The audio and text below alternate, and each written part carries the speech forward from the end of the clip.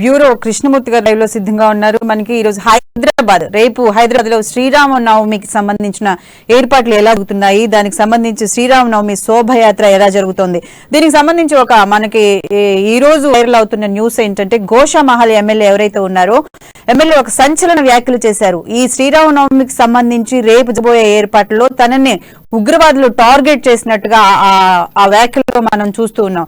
కృష్ణమూర్తి, దీనికి సంబంధించి అప్డేట్స్ ఏంటి? ఈ రోజు అంటే హైదరాబాద్ అంతా కూడా ఆధ్యాత్మిక శోభ వెళ్ళి చెప్పొచ్చు. ముఖ్యంగా రేపు శ్రీరామనవమి నేపథ్యంలో ఎక్కడెక్కడ దేవాలయాలు, రామాలయాలు, మంటపాలు, భక్తులతో రేపు శ్రీరాముని కళ్యాణ అంగరంగ వైభవం చేసేందుకు ఏర్పాటు చేస్తా ఉన్నారు. ఈ నేపథ్యంలో ప్రతి ఏటా కూడా హైదరాబాద్ లో భారీ శోభయాత్ర నిర్వహిస్తారు. సంబంధించిన ఏర్పాట్లు ఈ దఫా కూడా నిర్వహించేందుకు ఏర్పాటు చేస్తున్నారు. భక్తులు ఎక్కడికెక్కడ గుంపులుగా వచ్చి సీతారాంబాగ్ లోని దేవాలయం నుంచి మొదలయ్యేటువంటి యాత్ర హనుమాన్ టేకిలోని హనుమాన్ వ్యాయామశాల వద్ద ఉంది. ఈ ర్యాలీకి సంబంధించి ఏర్పాటు అవుతుంది. మరో పక్కన ఈ ర్యాలీకి మొదటి నుంచి కూడా గోషామహల్ ఎమ్మెల్యే లీడింగ్ చేసుకుంటాడు. ఆయన నాయకత్వంలో ఉంటుంది. ఆయనే మొత్తం అంటే ఆయన చేయడంతో ఈ యాత్రకు శుభ వచ్చిందని చెప్పేసి అనుకోవచ్చు. అయితే ఆయన టార్గెట్ చేస్తూ అంటే ఈ దఫా ఏంటంటే కొద్ది రోజుల క్రితము ఒక వర్గాన్ని ఉద్దేశించి ఆయన చేసిన వ్యాఖ్యల పైన బీజేపీకి ఆగ్రహం పెట్టి ఆయన పార్టీని సస్పెండ్ చేసింది. అయినప్పటికీ ఆయన పార్టీలోనే కొనసాగుతామని చెప్పి చెప్తాను. దాని మీద పార్టీ ఎప్పటికైనా నిర్ణయం తీసుకుంటుంది, సస్పెండ్ చేసుకుని చెప్తా ఉన్నారు. అయితే ఈ దఫా ఆయన పార్టీలో లేనప్పటికీ బీజేపీ ఎమ్మెల్యే గానీ ఆయన అక్కడ పార్టీ వేసే అవకాశం ఉన్నది. శోభయాత్రలో ఆయన లీడ్ తీసుకునే అవకాశం. అయితే తన ఈ దఫా ఏంటంటే తనను ఉగ్రవాదులు అంతం చేసే కుట్ర పడినారు.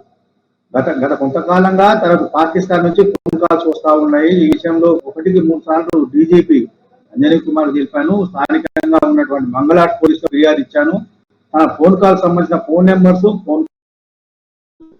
ఇప్పటికీ ఇంతవరకు మనకు ఎటువంటి బందోబస్తు ఏర్పాటు చేయలేదు. తన భద్రతలో రాష్ట్ర ప్రభుత్వం ఎలాంటి జాగ్రత్తలు తీసుకోలేదు. ముఖ్యంగా తాను ఇచ్చినటువంటి ఎఫ్ఐఆర్ మీద ఇంతవరకు పోలీసులు ఎఫ్ఐఆర్ నమోదు చేయలేదు. సిసిఎస్ కానీ సిట్ కానీ ఏదైనా కనీసం స్థానికంగా ఉన్నటువంటి మంగళాడు పోలీసులు కూడా తాను ఇచ్చిన ఫిర్యాదు మీద ఎఫ్ఐఆర్ నమోదు చేయలేదు. ఇది అంటే రాష్ట్ర ప్రభుత్వ తీరును ఉగ్రవాదం అనుకూలంగా మార్చుకునే ప్రమాదం ఉన్నది. మనకు ఇంకా హెచ్చరికలు వస్తున్నాయి. అంటే జరిగేటువంటి శ్రీరామ శోభాయాత్రలో లక్షలాది మంది, వేలాది మంది యువకులు పాల్గొనే అవకాశం ఉంది. యువత తరలి వచ్చే అవకాశం ఉంది. అంటే ఈ యువతలో సంఘ విద్రోహకులు చొరబడి తనను అర్థం చేసేందుకు కుట్రపడుతున్నాయి. బాంబులు వేసేందుకు ప్రయత్నాలు చేస్తున్నారు. ఇది నాకు ఉన్నటువంటి రిపోర్ట్. అయినప్పటికీ డీజీపీ ఎలాంటి చర్యలు తీసుకోదు. ఇంతవరకు ఫోన్ కాల్స్ మీద తన వివరణ కూడా ఇవ్వలేదు డీజీపీ. నేను ఫిర్యాదు ఇచ్చొచ్చినప్పటికీ ఆయన మళ్ళీ నాకు ఫోన్ చేయలేదు, మాట్లాడలేదు. లోకల్ పోలీసులు, స్థానికంగా ఉన్నటువంటి పోలీసులు కానీ హైదరాబాద్ సిపి ఆనంద్ గారి ఎవరు కూడా మాట్లాడని చెప్తా ఉన్నారు. ఒకవైపు రాజాసింగ్ తన ప్రాణహాని ఉంది, అయినా నేను ఈ శోభాయాత్రను తీసుకెళ్తాను, శోభాయాత్రలో పాల్గొంటాను, శోభాయాత్రలో నా వంతు పాత్రను పోషిస్తానని చెప్తా ఉన్నారు. మరోవైపు శోభాయాత్రను పూర్తి స్థాయిలో ఎటువంటి ఇబ్బందులు లేకుండా, శాంతి విఘాతం కలగకుండా, ఎలాంటి అలజడులు కాకుండా ఏర్పాటు చేసింది. దాదాపు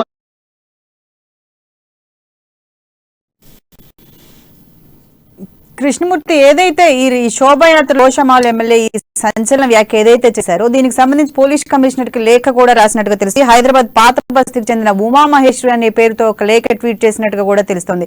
ఇంత పెద్ద ఎత్తున ప్రమాదం పొంచి ఉన్నప్పుడు రేపు గోషామహల్ ఎమ్మెల్యే ఈ శోభాయాత్రలో పాల్గొంటారా లేదా అనే విషయం ఏంటి?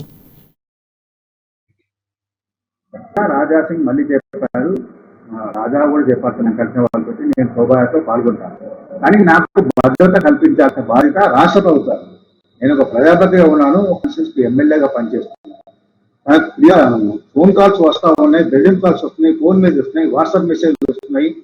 చంపేస్తాము, బాంబులు చంపుతాము, నేను ఇంటి దగ్గర చంపుతామని, లేకపోతే శోభాయాత్ర నిర్వహిస్తే అక్కడ శోభాయాత్రలోనే మేము త్వరపడి చంపేస్తామని చెప్పి చెప్తా ఉన్నారు. ఇప్పటికీ చర్యలు తీసుకోలేదు. చర్యలు నా ప్రాణం, ధర్మం కన్నా నా ప్రాణం ముఖ్యం కాదు. ధర్మం కోసం పనిచేస్తాను, హిందూ ధర్మం కోసం పెడతాను, చివరి క్షణం వరకు హిందూ ధర్మం కోసం పనిచేస్తాను.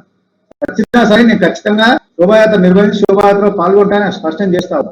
శోభాయాత్రలో తన వంతు పాత్ర ఏమిటి అనేది నేను ఖచ్చితంగా మరోసారి నిరూపిస్తా.